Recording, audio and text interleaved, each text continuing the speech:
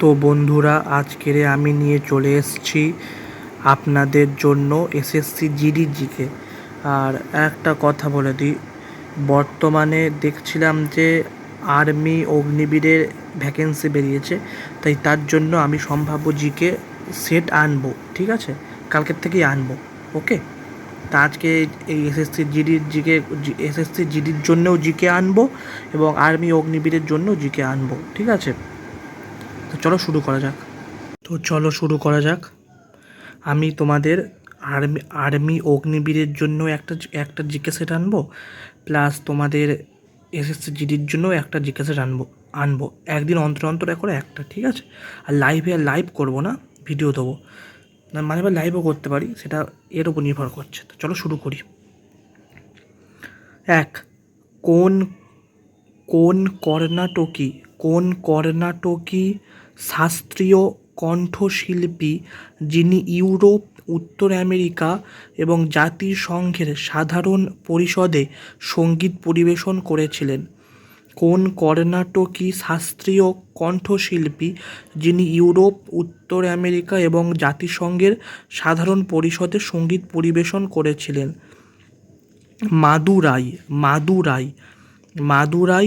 সানমুখ, বাপ্পিবু, শুভলক্ষ্মী। তাহলে কি মাদুরাই, সানমুখ, বাপ্পিবু, শুভলক্ষ্মী। ঠিক আছে। দুই, সবুজ বিপ্লবের অর্থনীতি কোন খাতের অন্তর্গত? সবুজ বিপ্লবের অর্থনীতি কোন খাতের অন্তর্গত? কৃষি। অর্থনীতির প্রাথমিক খাত কৃষি হলো অর্থনীতির প্রাথমিক খাত। এবং সবুজ বিপ্লবের জনককে? স্যার সবুজ স্বামীনাথন বা MS স্বামীনাথন। ঠিক আছে। তিন, বার্ষিক মাল বার্ষিক মামলুপুরম নৃত্য উৎসবে ভারতীয় শাস্ত্রীয় নৃত্য, ভারতনাট্যম, কুচিপুড়ি, কত্থক, মোহিনীআট্টম, ওড়িশি এবং কথাকলি পরিবেশিত হয়? উৎসবটি কোন রাজ্যে হয়? তাহলে কী বলছি, এই উচ্চারণটা আমি একটু ভুল করলাম বা করতে পারছি না, কারণ তামিল উচ্চারণ তো, বুঝলে, একটু উচ্চারণ আমার অসুবিধাই হচ্ছে, তাই একটু ক্ষমা করে দিও। হ্যাঁ, বার্ষিক মামল্লপুরম নৃত্য উৎসবে ভারতীয় শাস্ত্রীয় নৃত্য, ভারতনাট্যম, কুচিপুড়ি, কত্থক, মোহিনীআট্টম, ওড়িশি এবং কথাকলি পরিবেশিত হয়। উৎসবটি কোন রাজ্যে হয়? তামিলনাড়ু। এর সঙ্গে মনে রাখবে, এই পুরম কথাটাকে মনে পড়লো, মহাবলীপুরমের রথের মন্দির তামিলনাড়ুতেই অবস্থিত, এটা মনে রেখে দেবে। ঠিক আছে। চার, ভারতীয় সংবিধানের ভাগ 3 বা পার্ট 3-তে নিম্নের কোনটির সম্পর্কে উল্লেখ করা হয়েছে? মৌলিক অধিকার বা ফান্ডামেন্টাল রাইটস। ঠিক আছে, মানে ধরো আমার যে মৌলিক অধিকারগুলো আছে আমাদের, সেই মৌলিক অধিকারটা ভারতীয় সংবিধানের পার্ট 3-তে দাবি মানে বর্ণনা করা হয়েছে। আচ্ছা, এবার ধরো পার্ট 2-এ নাগরিকত্ব, ধারা 5 থেকে 11, মানে পার্ট টুয়ে সংবিধানের পার্ট 2-এ নাগরিকত্ব, ধারা 5 থেকে 11। আর পার্ট ফোরে রাজ্যের কর্মপদ্ধতির নির্দেশমূলক নীতি, ধারা 36 থেকে 51। তাহলে পার্ট 4-এ রাজ্যের কর্মপদ্ধতির নির্দেশমূলক নীতি, ধারা 36 থেকে 51। আর পার্ট 4A-তে মৌলিক কর্তব্য, ধারা 51A। পার্ট এতে মৌলিক কর্তব্য, ধারা 51A। আচ্ছা, এবার 5, পরীক্ষার সময় অন্যায় আচরণ বা অপরাধের সাথে জড়িত ব্যক্তিদের জন্য পাবলিক অসৎ উপায় প্রতিরোধ বিল 2024-এর অধীনে নির্দিষ্ট করা জরিমানার পরিমাণ কত? 10 লক্ষ টাকা। 10 লক্ষ টাকা।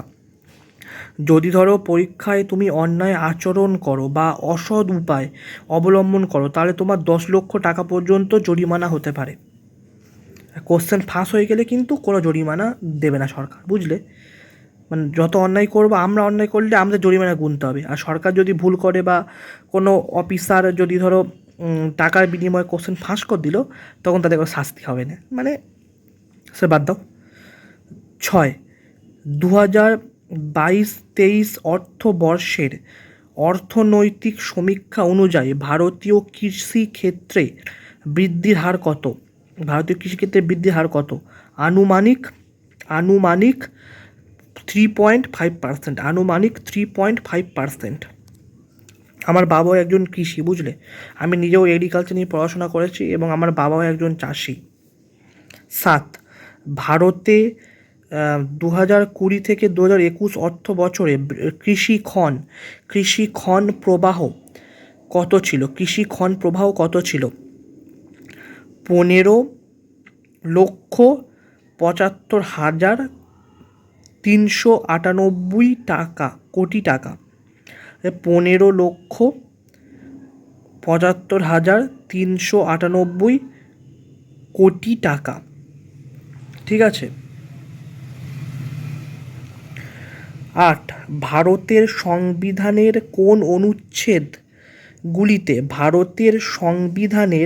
কোন অনুচ্ছেদগুলি ইউনিয়ন পাবলিক সার্ভিস কমিশনের সাথে সম্পর্কিত? ভারতের সংবিধানের কোন অনুচ্ছেদগুলি ইউনিয়ন পাবলিক সার্ভিস কমিশন অর্থাৎ ইউপিএসসি সঙ্গে সম্পর্কিত? অনুচ্ছেদ 315 থেকে অনুচ্ছেদ 323 পর্যন্ত। তাহলে অনুচ্ছেদ 315 থেকে 323 পর্যন্ত। ধারা 315 ইউপিএসসি দেশের জন্য এবং প্রতিটি রাজ্যের জন্য একটি পাবলিক সার্ভিস কমিশন প্রতিষ্ঠা। তাহলে যদি ধরো প্রশ্ন আসে ইউপিএসসি প্রতিষ্ঠা বা ইউপিএসসি গঠন ধারা কত নম্বর ধারায় আছে? 315। আর পিএসসি মানে স্টেট যে পিএসসি মানে WBPSC public service commission, West Bengal public service commission বা স্টেট পাবলিক সার্ভিস কমিশন যাই বলো, এগুলোও তোমার আছে ধারা 315-তে, ঠিক আছে। দাঁড়া,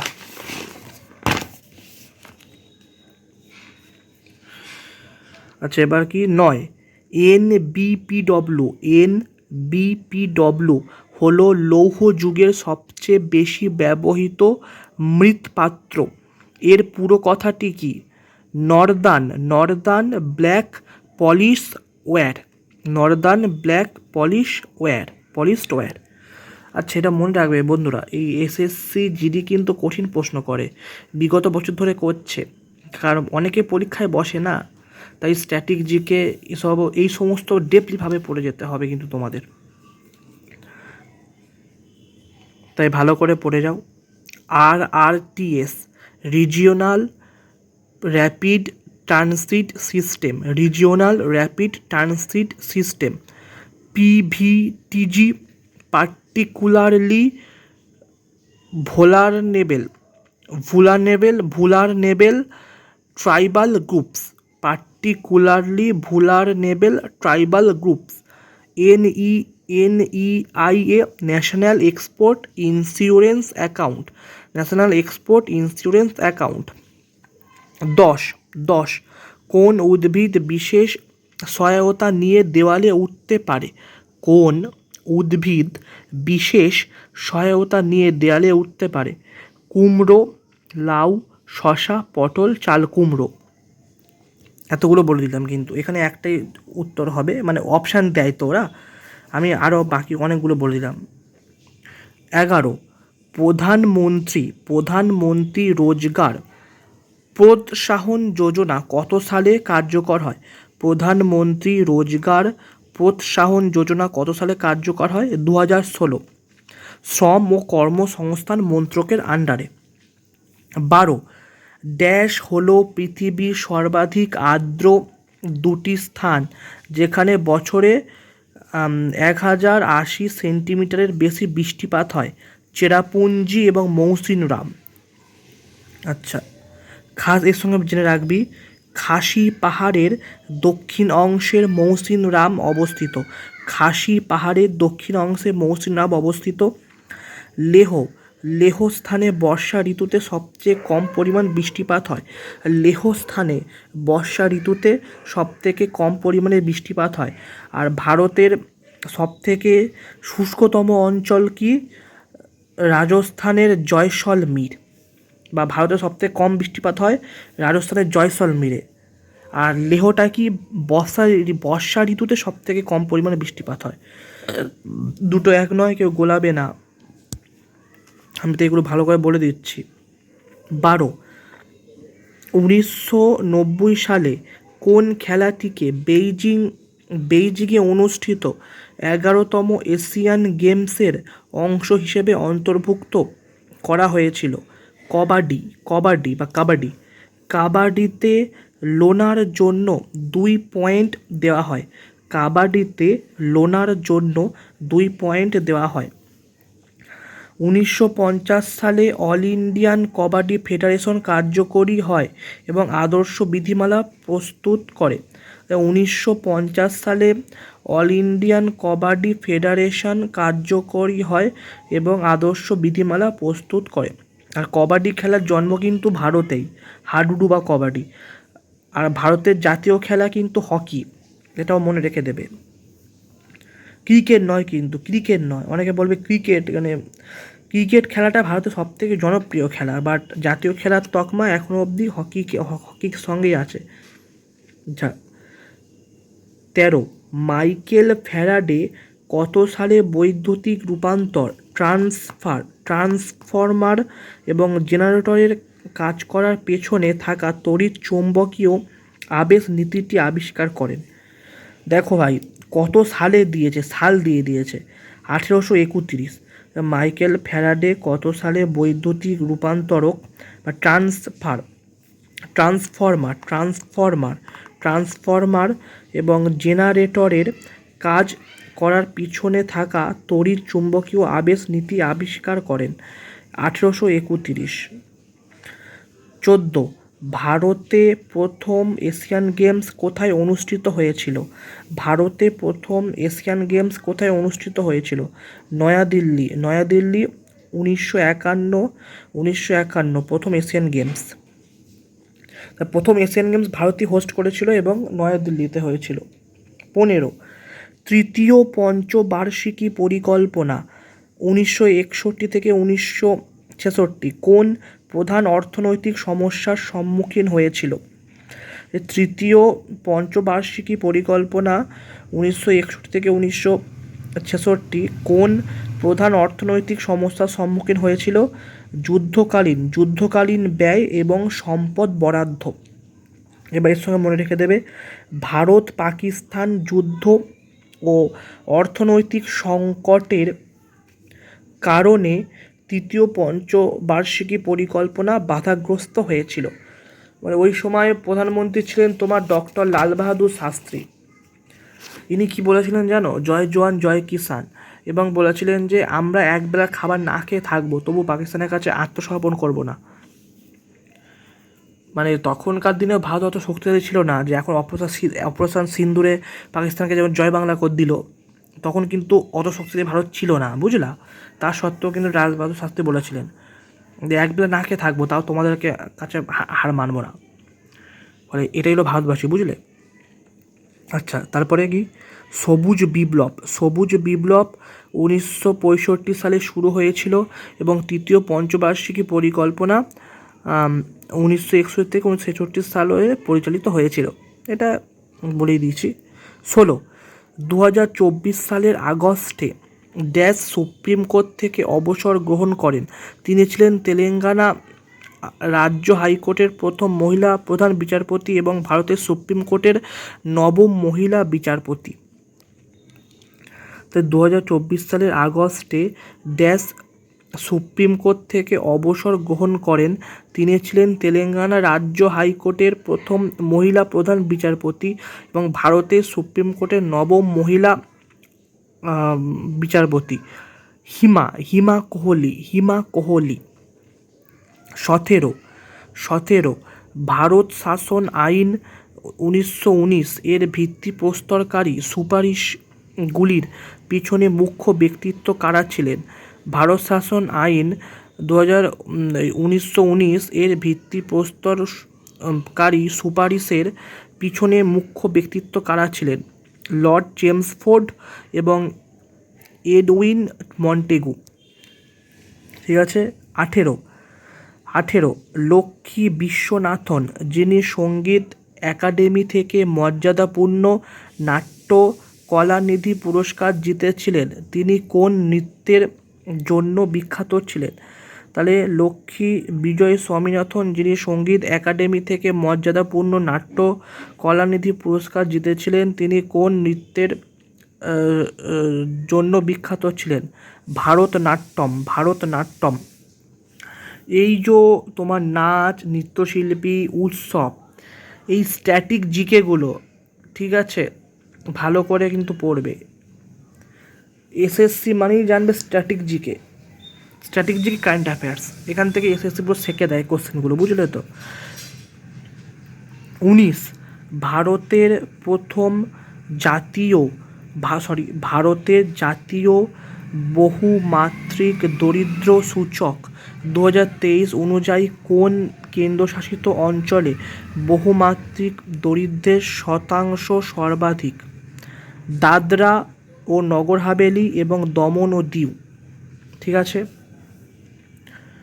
আচ্ছা, তারপরে কি জাতীয় দরিদ্র সূচক বহুমাত্রিক 2023 অনুযায়ী উত্তরপ্রদেশে দারিদ্র্যের দ্রুততম হ্রাস পাচ্ছে। আচ্ছা, তারপরে বহুমাত্রিক দারিদ্র্য সূচক 2023 অনুযায়ী পুদুচেরি কেন্দ্রশাসিত অঞ্চলে দরিদ্র মানুষের হার সবচেয়ে কম শতাংশে। লাস্ট প্রশ্ন, 2022 সালের 2রা অক্টোবর মহাত্মা গান্ধীর কততম জন্মবার্ষিকী পালিত হয়? 153তম। 2022 সালের 2রা অক্টোবর মহাত্মা গান্ধীর কততম জন্মবার্ষিকী পালিত হয়? 153তম। এর সঙ্গে ভারতীয় সেনা দিবস 15ই জানুয়ারি, আর জাতীয় ক্রীড়া দিবস 29শে আগস্ট। এটা মেজর ধ্যানচাঁদের জন্মদিন। তো এই ছিল আমাদের আজকের জিকে।